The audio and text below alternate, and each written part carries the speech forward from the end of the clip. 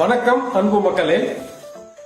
கோவையில் சிறுவாணி ரோடு, கோவை கொண்டாட்டம் அடுத்து உள்ள பெட்ரோல் பேங்க் ஆப்போசிட் ரோடு 1 கிலோமீட்டரில் 60 அடி அகலமான ரோட்டில் வழியாக செல்லும் பொழுது மொத்தம் 11 சென்ட் கிழக்கு பார்த்த இடம்.